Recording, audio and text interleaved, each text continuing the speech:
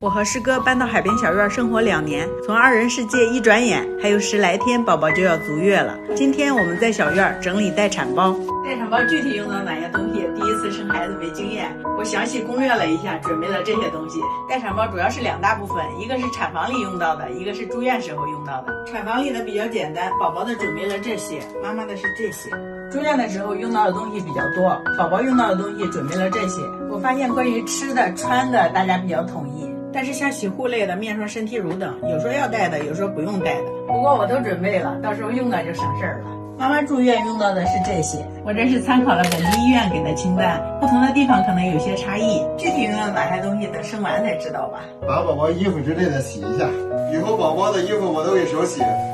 还没跟宝宝见面，我就感受到了师哥对宝宝浓浓的爱意。考虑到孕晚期和以后用水干净鲜活，我们把用了5、6年没清洗过的老热水器换了，换成了美的活水 RW7 电热水器。我最看重的是它能自主排污，水质好，毕竟能排污才是真干净。隔一段时间它会提示清洗，只需要插上排污管，它就会自动冲洗内胆，就不会像原来的老电热水器一样内胆扎垢沉积。简单3步就实现了活水洗澡更健康。它还能主动监测水质，根据水质状态智能杀菌，水更洁净了，孕晚期洗个净肤浴比之前更安心。它的每泵添加了稀土元素，终身无需更换，搭配精钻加热管和发廊无缝内胆，能保持水质长久洁净。平时用热水量大也不怕，点击大水量和变频速热，可以快速加热480升热水，全家洗澡都不用等了。衣服洗好了，出去晾一下。